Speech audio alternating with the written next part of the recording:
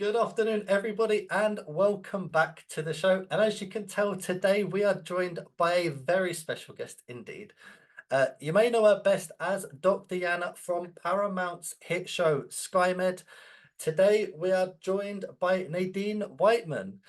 Nadine, how are you today? I am really good. Thank you for having me. This is so nice.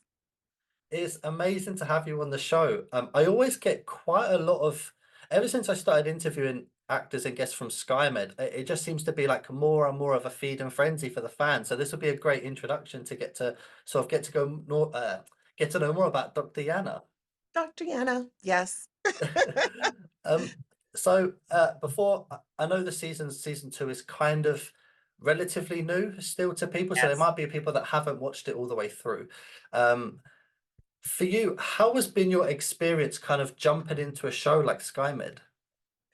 You know what? I've got to say, jumping into any show where you have a core cast that has known each other, like they're like family, that core cast. Yeah. They're really amazing. It's a little bit, it took me back to being like back in, elementary school and you're trying to find your group of people. Even though I'm older than all of them, I felt a little bit like, oh, I don't know. Am I the new kid? I'm so nervous. But they soon allayed all of that and they fully brought me in as part of the cast and part of the family. It was really wonderful. Once you got your feet on the ground and in it, it was really nice. I have to say, the only thing I would say is that I wish I got to work with more of them at the Yeah. time. You know what I mean? I loved working with Morgan, but I was jealous when they got to play volleyball in the snow. To be honest, I watch those scenes and I'm just the only thing that kind of goes through my head is how cold that must be. I don't know how they deal with that kind of thing. It was really cold. I was very lucky all of my scenes took place inside. Um, I never had to deal with I mean, we went from winter into June, and that's when the black flies and mosquitoes and all of that come out. And, and they had to be out in it. And I was like, thank you, God, that I'm a doctor and I'm inside. Because the way they spoke about it, I don't think I would have been able to keep myself together with just everything trying to attack you. We're definitely gonna talk a lot more about SkyMed because obviously it's the new sort of big seasons come out. But just before we do, I'd really like to get the audience to kind of get to know a bit more about you. Okay. So I'd really like to ask you first, how did you first start in acting? Wow. I've always wanted to be an actor. Like, there's just never been a time in my head where I've ever thought that it wouldn't be a thing. There's a chest of drawers over here with um, a spiral binder in it when I was a kid. And, every grade you would say, what do you want to be when you grow up? And it was like, I want to be an actor or a lawyer. The lawyer was for my parents. Even from that young age, that was for my parents. And then it was a lawyer or an actor, but it's always been a thing. I've always been in school plays and all of that kind of stuff. But I got into professional acting kind of late in life. I was married, not particularly in a happy time in our marriage. And I kind of was in my house in my basement and thinking, when was the last time I was happy? What used to make me happy? And I thought, is when I was doing theater in high school. So I opened up the Yellow Pages. Kids, the Yellow Pages, it was a book where numbers happened of all the businesses, people were in this book. You didn't use Google. And I opened it up and I found the community theater in my area. And I found out when they had the next audition and went from there. From that, I went to taking singing lessons. From there, I went to Second City and started doing improv. And then there were open calls back in the day of those big mega musicals. They would have lineups outside of Roy Thompson Hall for big musicals, and people would just go and audition. And I auditioned for Tommy, I auditioned for Lion King, I auditioned for all, no idea what I was doing, man. Nothing. I had no idea what I was doing. And then Mamma Mia came up and I auditioned for that. And thank the baby Jesus, that was the one. I went in as an open call. I feel like I just kind of got through to the last calls, and next thing you know, I was doing Mamma Mia in Toronto and then toured the States with it. And yeah. And Oh there my you go. God, wow. You know, musical theatre is always something, and I always say this to guests that we've had that do kind Yeah. of musical theatre or even just stage theatre. There is, I totally respect screen acting, but for somebody that's a neutral, I'm not in the industry kind of at all. Um, Nothing terrifies me more than being on stage with all these people on you. I don't know how, like, how do you do that? I feel like that is I love film and television. I really do. But I feel the biggest rush is when I'm doing theater because the audience is right there. Like from before the curtain goes up, you're hearing that hum of the audience is there. And for musical theater, there's a camera in the first dress circle with the camera on the conductor. So you see him and people are kind of coming in. So you're feeling that hype of it all, right? So it's like you're like a racehorse getting ready to go, or it's so fun. And then when you get your first laugh or the big hoot and holler or that first applause or even the overture, Mamma Mia overture is red hot. That is a great overture. When it first starts, it like you jump out of your seat. It's great. I love, love, love, love, love, love, love theater. But musicals now, as I'm getting older, I'm scared of them a little bit because it's hard to keep your voice that good. I like to eat and go out and hang out with friends. And when you're doing musicals, well, there are some people who can. I cannot. I'm a hermit. I'm a nun. I'm at home steaming, eating air because I can't with my acid reflux. So yeah, I would love to do more straight plays because I feel like there's a little bit more leeway with what my body does. Yeah. Yeah, absolutely. You know, I remember as soon as you mentioned the Yellow Page as well, that's kind of now in the back of my head. Like, when was the last time I saw the Yellow Pages? No idea. No idea. And they were good for all sorts of things, propping up chairs and tables. They They were were. just so good. So I kind of I love when I get to speak to people that have done a both sort of stage work and TV and in film and TV. Mhm. So for you, do you have like any real fond moments that you have where you got to kind of work in the theatre side of your career? You know what? Forever and always, Mamma Mia will be the thing that I hold closest to my heart. If I hear ABBA in the stores, I'm doing the choreography. I am in it to win it. I was just at a restaurant with a friend who we did the original company here in Toronto. We had dinner together and Mamma Mia came, they put on the soundtrack of Mamma Mia, forgot, they didn't know anything about us. And we were in it. We were doing all the choreography sitting in our chairs. So that totally is. I have people that are family now. They're just family, plain and simple. They're my people. But I think the most fun ever doing a musical was doing The Drowsy Chaperone. I did that at Theater Cal. I know it's really fun. Theater Calgary, and I did it at MTC, Manitoba Theater Center. And truly, the funniest musical, the most fun, never corpsed on stage as much as I did doing that show, and it was all good.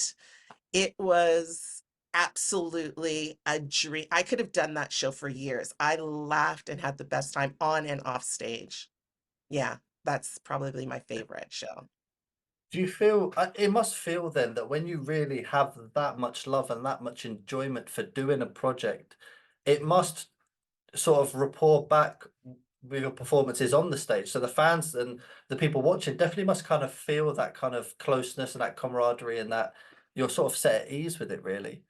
I really think they do. I know that I feel it when I go to see a show and I go, oh, I don't think this cast likes each other very much. You can feel that there's just something there. But those shows, I can feel from the moment, it just puts the audience at ease and the audience is just in for the ride. Um, when somebody gives you a little twinkle in their eye when you're doing something that you shouldn't be doing, and you're just like, oh my God, I've been caught. I've been caught.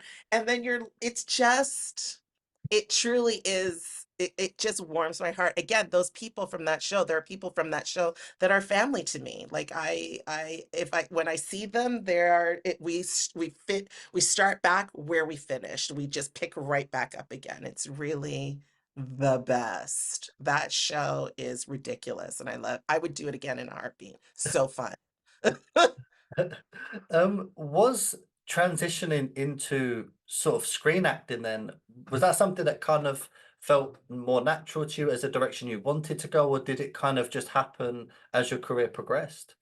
It is something that I've always wanted to do. Film and television has always been the goal. I love TV. I love film. I'm a child of the 70s. So, everybody else has kids. Everybody's looking for childcare for the kids. My childcare was the TV. I watched TV more than anybody, I remember going to school and teachers saying, you guys should be maybe 2 hours of TV a week. I'm like, 2 hours a week? Kids? I'm like, 2 hours? That's just in the morning as I'm getting ready to go to school. Like, I loved film and television. And I always thought that that was going to be a medium that I thought I would straddle both more worlds more than I do now. I really, really thought film and television was going to be always the way that I was wanting to go. I loved it so much. And then when I got there, I was so fascinated by the working of it. Like, something so simple, a 5-minute scene that you think, oh, we'll be in and out half an hour. And that's a 7 to 8 hour day with the camera moves and the do, and this has to change and that has to change. And oh, we got to shift it a little bit so that that isn't seen. I am geeking out when I'm on set. I love it so much. Yeah. Yeah, that was well, the first time I got into on a set was doing some background work on a Mhm. TV show here. I think it was Street Legal, I think. And I loved being on set because it was just so cool how it goes. And then they're like, okay, back to ones. And I'm like, I don't know what a one is. What's a one? And just that magic of trying to recreate something so that they can get it from all the angles, I was in. I'm like, all the Kool-Aid was drunk. I am in. Yeah. Um, it's kind of when I was scrolling through your IMDb page, there's some huge hitters that I think a lot of people watching are definitely kind of familiar with. You sort of worked on Designated Survivor, which I have to Yeah. admit personally, I love that show. I have to be honest, It absolutely was a love good it. show, right? Awesome. You've been on Spiral and Shazam, and that's just kind of a few of the ones that people, I guess, both in the States and especially over in the UK will be very familiar with. Um, Yes. so for you, what's it like to, whatever your role is, what's it like being on set of that magnitude of a production? I would say on the bigger shows, it feels more relaxed. I think they have more money and more time, it feels like. So it feels a little bit more relaxed. When you have a small budget and little time, it's rush. Like you have to get it done. Like we've got a couple of takes and we got to get this done. But on those bigger ones, it feels like, well, we're going to let you languish for 6 hours as we do a thing over here. And you're like, okay. Um, but it's all shockingly, though, at the end of the day, besides the time constraints, it all feels kind of the same. You all feel like you're kind of doing the same thing. Like you're all trying to connect and make it as real and as good as possible. And that's the awesome part about being on a set. We're all working towards the same goal. Nobody wants it to suck. You know what I Yeah. mean? So that is really cool. I worked on a really small independent movie just in December, and it was so low budget, but the script was so great. And I was just blown away by the magic of how they were figuring out how to make it work and make it look so lush with like $3. Like it's just wild to me. Wild. There's no crane shot and drone coming in. None of that is happening. We're doing it. This is brass tacks. And it looked great. Yeah, kind of great. I'm so happy you mentioned that because I when I watch some of these movies, like the low budget ones, especially sort of back in the day when which helped build an empire of, shows and products we have now. Yeah. I I I can't believe that they managed to work the magic they do with the restrictions that they have, and the credit that has to go to everybody's part of those movies because it blows my mind. Absolutely. You know, you get like great wardrobe people who will like hit, it's called Value Village. You must have them like the Sally Ann or the Goodwill or whatever. They will go and they will dig and they will find the most amazing stuff. And wardrobe costs them like $10, but you look incredible, you know? I just think that that is just wild. Or, you Yeah. know, they've changed a table and spray painted it silver and all of a sudden it's fancy Art Deco. Like it's I am blown away by that kind of stuff. Yeah, Yeah. that's my favorite part about being on set. It's like, how are we, oh, that's how we're good. I love it. Let's do it. Yeah. Yeah, Actually, something I forgot to ask, I forgot to write down for you. Um, I asked this for a lot of guests. Out yeah. of all of the sort of productions you've been on, which had the best catering? Wow, you're gonna get me in trouble. We're not saying anyone's bad. We're gonna say there was one that maybe it was a good day. It had some really good food. You know what? I've done a few productions for a company called Sinking Ship. And I tell you what, the food is always pretty ding dang terrific on their set. You know, that's the day that you bring your Tupperware with you and you're like, you got any extra? Yeah, that one is one of those sets that I always end up bringing a little package of food home. Sinking Ship usually has great food. That's Odd Squad, Dino Dana. What else did I do for them? Other things. Don't be mad at me, JJ. Those are the ones that I remember off the top of my head. No, Yeah, do you know, I 100% would be bringing so much Tupperware to bring food home because I love food, and that's my me too. problem is that I don't know my sort of limit. I always end up exceeding the limit, and then the weight goes on, and then you're like, oh, I feel bad. But I'm always interested to know who does the best food, so that's good to know. Yeah, Sinking Ship always has really good catering. Yeah, really good catering. As an actor, that was the when you first get to set, when you first start doing shows. That's the Yeah. problem that you have is like when the catering is good, you're like, I need to stop eating because then you get the tiredsies after lunch and then you're useless. This brain fog comes in, you're kind of tired, no energy, and this is the day that you're doing the run across a field. No good. So I've learned to like eat very sparingly when I'm on set, grazing as opposed to like chowing down and taking a Tupperware home of tons of good There we yummy food. go. Um, so for people that are maybe trying to break into the industry or people that are maybe sort of actively working in it, at Hmm. times in your life where your schedule is so hectic and so busy and you don't really feel like you have a moment to think, what do you do in your life to help center yourself and kind of keep yourself with a peace of mind and help you get through those busy times? I have to say that I have to get better at that. Especially on SkyMed, I felt a little off kilter on that one. Um, especially at the top, I was so nervous about playing a doctor and being good at it. Which, how do you be good at a doctor? You're an actor. You're going to just do the best you can. We're all just making art. And then I was playing a gay character and I wanted to make sure that I was doing right by I put a lot of extra pressure on myself and I wasn't taking care of myself. I wasn't sleeping well, I wasn't eating well, I wasn't doing anything of that. So now what? And after the second episode, I found myself a good therapist and I talked to my therapist once a week. I went and had some Reiki, made sure I went and did that once a week. I go and get a massage, have that once a week. I had a little acupuncture that was really good. And also, the thing that I'm getting better at is bringing my community in on it. I like to suffer in silence, usually, which is not healthy. So, picking up the phone and just calling my girls and just saying, dudes, I am struggling. And that really helped. So once I figured out what was the dealio daddio, that was super helpful. So I would say make sure that you have a good structure underneath you. I think therapy is a really good thing because they're not in the business, they don't get it, but at least it's somebody to just kind of offload the baggage of all the crazy because actors we have monkey minds. They start to spiral in there. I'm terrible, they're going to fire me, I'm the worst ever, I'm out.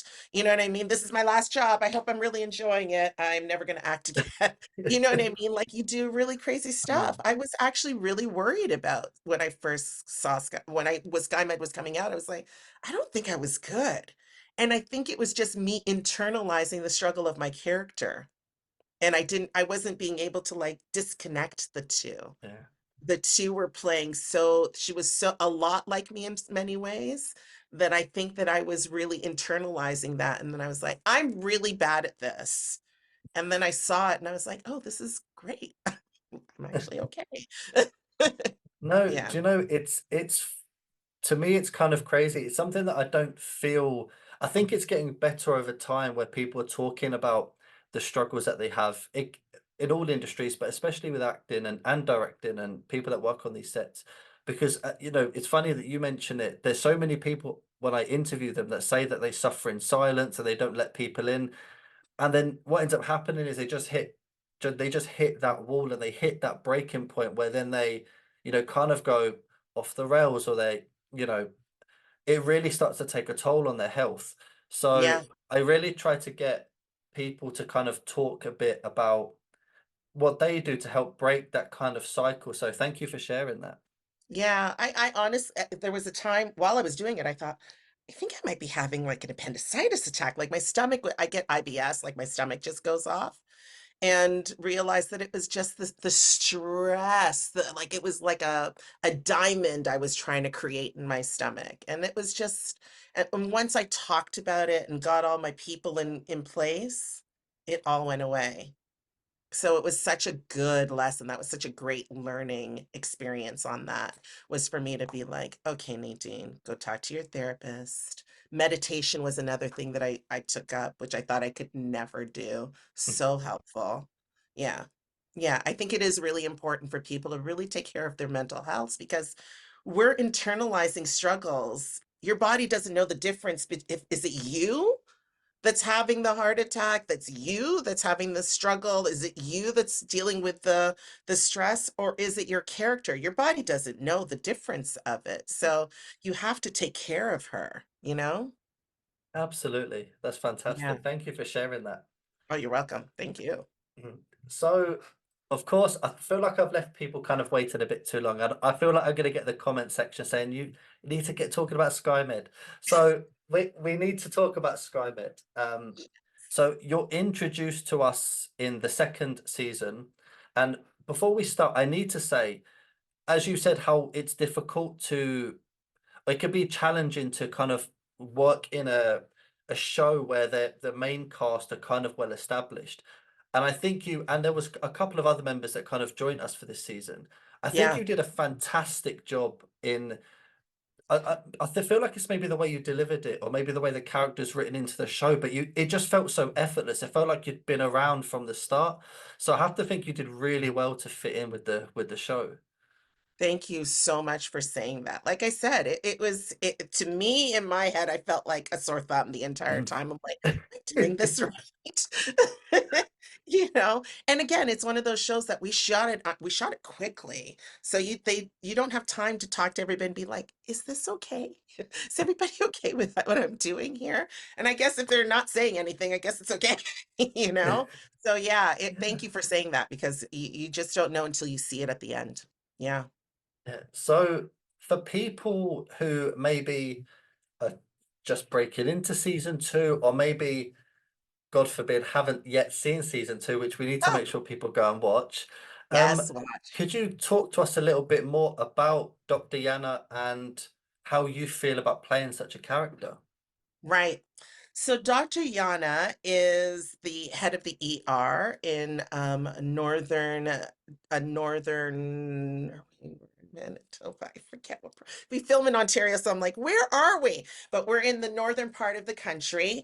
It's in Canada because it's such a large country. our healthcare is more situated towards the major city centers. So healthcare can be a little bit of a struggle to get to things. So she is the head of the ER. So she's chief cook and bottle washer. She does all the things. She can do a TPE, and all the things. She's doing all the things. But she's also a Black woman, the first Black woman of doing that job in that area. She's a lesbian, um, and she struggled to get her, what do I want to say, to get the acknowledgement that she should get for how good she is. And that's been it's kind of her thing that she opens with, is that, I'm the first of everything. I have to work 7 times harder than everybody else. And if you're going to do this, being that you're indigenous, you're going to have to work just as hard as I can, or else it's just not going to work. Um, she's strong, she's fierce, she's fearless, she's takes no prisoners, but when she sees talent, although she gives them tough time getting there, she wants to nurture that. She's all about the nurturing of that. It comes off, it takes you a while to find her soft center, Mm. but she does have a soft center. Yeah, she's a Yeah, for sure. character. So obviously, for us, we get to see Dr. Yana spend, I would say, out of the more established cast from this original season, a lot more with Crystal, who's played by Morgan. Um, Yes. so, and for us, and this is something I actually spoke to Morgan about. In season one, Morgan's very much the leader. She knows her stuff. She takes charge of a lot of situations, and if you're in a really bad situation, she is the person you want to rely on. Whereas now we're having to see her recluse and kind of see Dr. Yana as like the teacher mentor. Yeah. So how do you feel it was sort of working with not just Morgan, but how do you feel the story was told with Dr. Yana having to kind of take Crystal, who is a known leader, and now kind of trim it back a bit to be more of a mentor? It's so interesting. Yana reminds me of a lot of mentors that I've come across in my life. My parents, my mom especially, is that kind of tough love kind of a person. Some teachers that I've worked with, that they nurture when they see that spark or something. They just want to nurture, they just want it to be so good that sometimes they can almost crush it trying to make it so good. You know what I mean? Um, it was really awesome working with Morgan because she's just so talented. She knocked me off my pins most of the days because I'm just like, wow, you're so freaking good. Like, just like, oh, it's my line. It's my line. It's my God. She's so, so, so, so talented. And she is a leader on set as well. So coming in new, it was a little bit challenging to try and be that person as my character, coming with somebody who's just such a force, you know? She's much younger than me, but I learned so much from her, watching her navigate the days that she had to be on set. I mean, she had days, like hours on, like crazy long hours on set.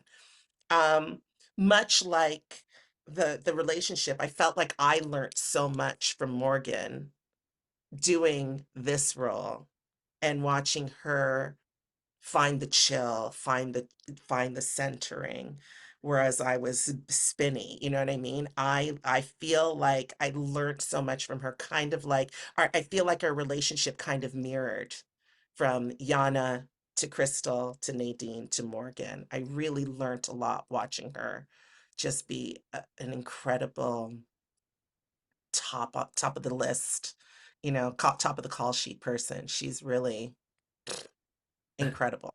Incredible. Yeah. I have to pass a message on to you because while I interviewed her, I asked her a very similar question.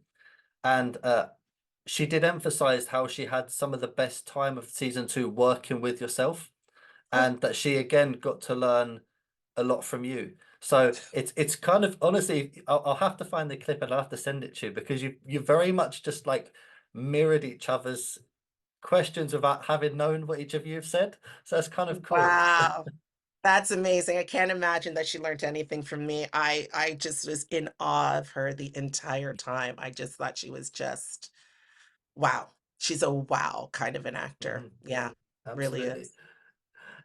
Yeah. So obviously, Dr. Yana being a doctor, and as we said, she doesn't get the plaudits that she definitely deserves. But we can tell as the audience that, again, very much like Crystal, the go-to person if you need anything. Yeah. So for yourself, how much medical terminology did you have to use or learn? And Too how much. did you find how did you find learning that? Hard, really hard. Because it's all acronyms. There's no like, you know Yeah. what I mean? Can we just not say the words? Why do we have to use letters? I'm a little bit dyslexic. You know what I mean? So I found it really hard. Um, there was one where I'm doing, is it the TEE or the TPE or whatever it's called? And it's this thing, and we didn't have much time to learn to see, like, you can't go in and see how you do a device or a procedure, right? So Mhm. as they're setting up the shot, they're showing me how to do this, and I'm like, I don't know what I'm doing. And so we do it, we get it doing, I've got the thing, and I'm being so intense. They're like, Nadine, it's upside down. I'm like, right, okay. Like it was wild. I think of shows like Grey's Anatomy and the amount of Yeah. terminology and the surgery that they do, and I'm just like, wow, that must be it must do their head in. I didn't do as much as they did, and I was like this through most of it. Yeah. But I did Um, learn a lot. I did learn a lot. I learned mhm. some cool things, but I'm not gonna lie, it's a struggle. It's a struggle. And then having to say things fast as you're reeling them down the thing, and you got to say it before you hit the doors. And sound is like, we missed your line on that. So now we got to go back. And you're just like, oh my God. But I just said it right. I said it right that time. Do you know what Yeah. it's for me, it's mind blowing because again, I watch these kind of medical drama and action shows, and SkyMed is a prime example where you're just like, I don't even understand what's going on, but I feel like I'm trying to learn it. And then to think that these are actual people's jobs, that they actually and people's lives depend on this, like blows my mind. Blows my mind. I can't even imagine getting a TEE and the TPA and the do and a and I'll take a 5 and a bip. Whoa. Yeah. Yeah. I gotta if we're back for season 3, if I'm back, I need to find a different way of learning those lines because that was a struggle bus. For sure. Um, so with the show, and then we kind of touched it sort of on it a bit with your character, there is Mhm. uh, what one thing that I love about the show, and I really do believe that is why it's captivated so many people across the world, Yeah. is the diversity in characters. So good. Um, it it just feels like every person has a character that they can just relate to. Do Yes. you personally feel that that is a big part as to why the show's doing as well as it's done? I think it really is a big reason to why it's done. I also think it's just also a really good look at Canada in a way that people don't think of Canada at all. Like, we've got all sorts of things. They brought us into the city, they took us into the wilderness, all the stuff. But I do also feel that there is a great melting pot in the country. And I think there's so many different people, cultures, sexual persuasions, all of the things are all encapsulated in this show. I think Yana, for me, as a Black woman, I think that she is so me. Like that's what I do. I suffered in silence. Thank God I didn't have a heart attack, but that I would go to that nth degree. And it was Mhm. so nice to be able to see that on TV and see that, y'all think that us Black women are overachieving and doing what we need to do, but we're doing it at the detriment of ourselves. You know what I mean? So I think it's great that she learns that. And I think that everybody on here has a little bit of something in it that they learn about themselves, which I think is fantastic. I think that's why the show is so loved. Yeah, I feel like a lot of other shows could really learn from kind of the standpoint that SkyMed's doing, which I think that they're doing such an amazing job, and I think that's why it's going to continue for a good few more seasons. Um, Absolutely. And I love that the women are strong and just as strong as the men. You know, like look at Sydney getting out there, getting that snake. Like, good God, like she was just a beast. She's also another crazy, incredible talent out one there, that Sydney Q, she's amazing. yeah, no, it's like you said, every single character has a strength, and every character is so strong and independent, but also complements everybody else and lets everyone else's strengths come in. It's just it's written so well, I feel anyway. Yeah, really, really beautiful ensemble work. Beautiful, strong and poignant and serious and then funny and sexy. Like it just kind of does Yeah. all the things. Yeah, it's great. Um, how familiar were you with SkyMed prior to getting casted for the role? Well, pretty familiar. I I remember when they were putting out their first calls for season one, and I had called my agent being like, I want on the show. And he was like, they're not even doing their, I'm like, they're doing it in Winnipeg, so it's not happening for you. And I'm like, I want on the show. So I kind of had an idea of what was going on. And then when I saw it, I was like, oh, I'm too old to be on this show. That's okay. Because as the team, as the younger ones, I was like, oh, all Yeah. right, I'm kind of, no, all right, fine. So I kind of let it go. I didn't think that it would come up again. And so when season two came up, I was like, what? I'm getting a chance? So I was really familiar with the characters and the show, and I from before it was even filming, I wanted on the show. Yeah. It's Wow. like our Canadian Grey's Anatomy. Of course I have to be on the show. It's so true. Chandra, if you're listening, I would be your Canadian on Grey's too. No, I love that. I love that you you know, you had that desire to get on the show because I feel like again, it shows I feel like that kind of shows through your work and just speaking to you and how fondly you talk about your time on the show and how much you cared about it as well. I think that shows a lot. That's awesome to hear. Yeah, I really, really, really wanted on the show. And I think that that also dealt with my little spinny, weird nervousness about it, is that I just wanted to make it so good. I was Yeah. so earnest about wanting it to be good. I wanted to be good. I wanted to do them proud. Yeah. If across the whole your whole time on set, it could be behind the scenes, it could be on your way to a shoot or even on camera. Do you Yeah. have one particular moment that's a really fond moment for you that just sticks in your brain? My favorite moment was going up to set. So they picked us up, a few of us up in a van to go up to North Bay, and they picked up Kevin Hanchard. Kevin plays Ace's father.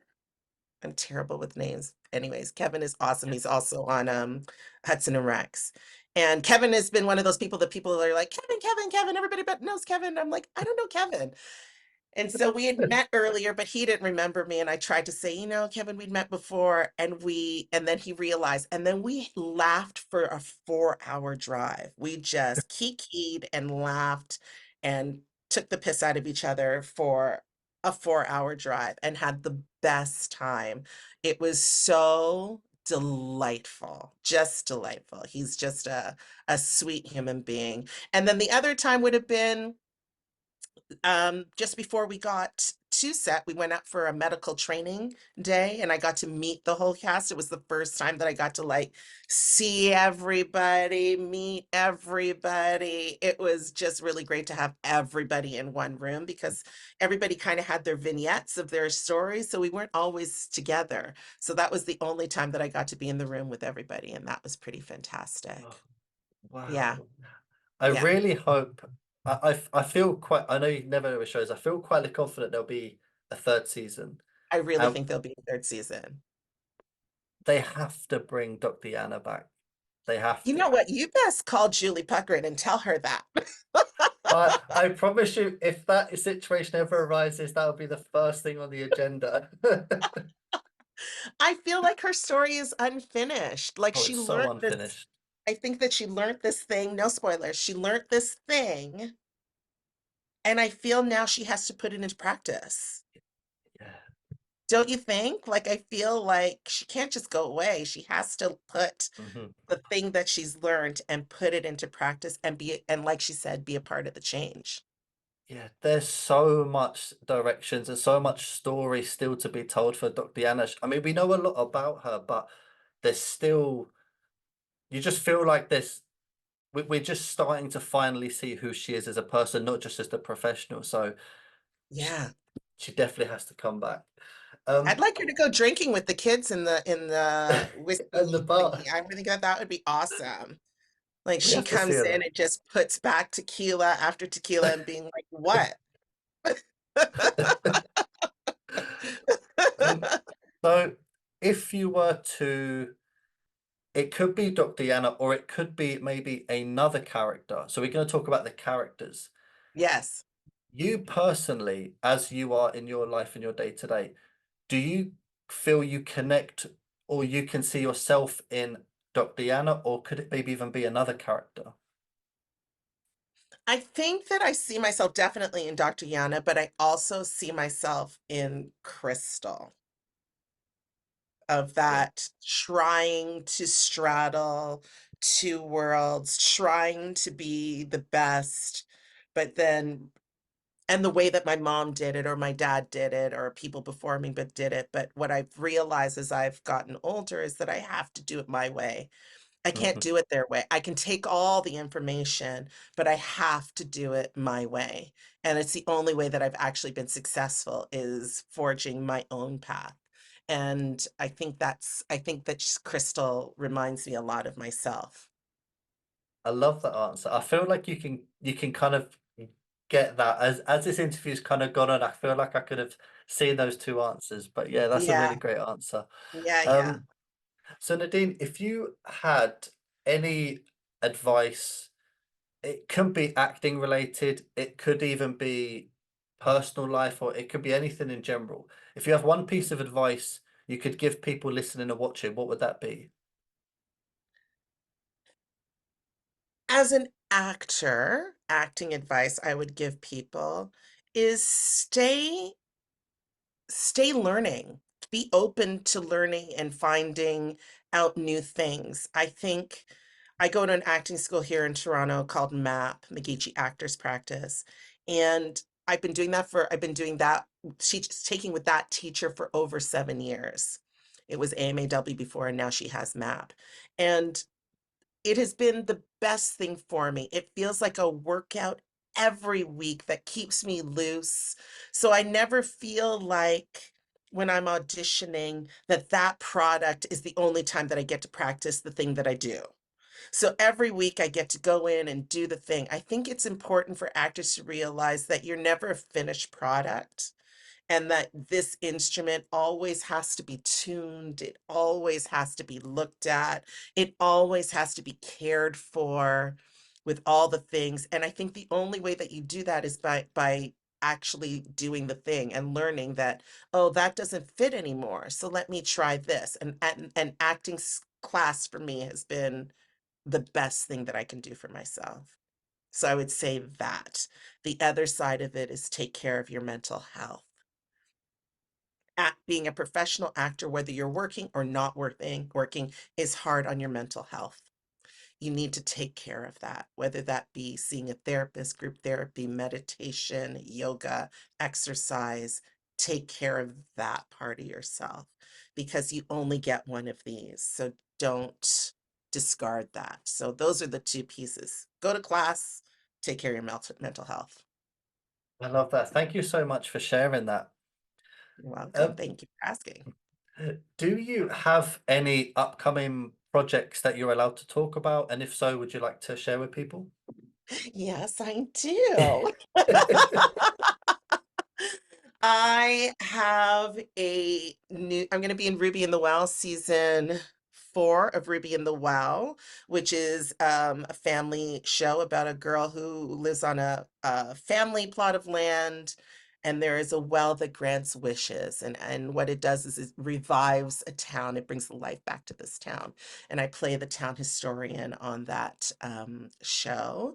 That is coming up probably in the fall. I'm not sure of the exact dates. We just finished shooting it. I'm going to be in that independent movie that is directed by Murray Peters, an amazing actor as well as an incredible director and writer. And that one is called February 3rd. I think that's going to make the what do they call them? The festival circuit. That'll make the Oh festival yeah. circuit coming up, which will be good.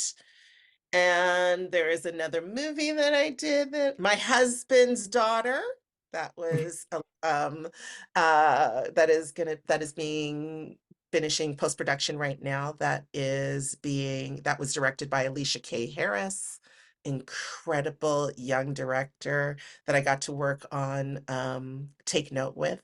It was one of her first big directing things is on Take Note, and she was incredible, and now she's doing all the things. So those are the things that are coming up. Very exciting. Wow, you have so much going on at the moment.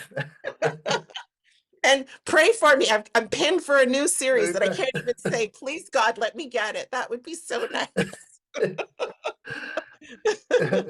Do you have any social medias that I can link down at the top of the I description? I do.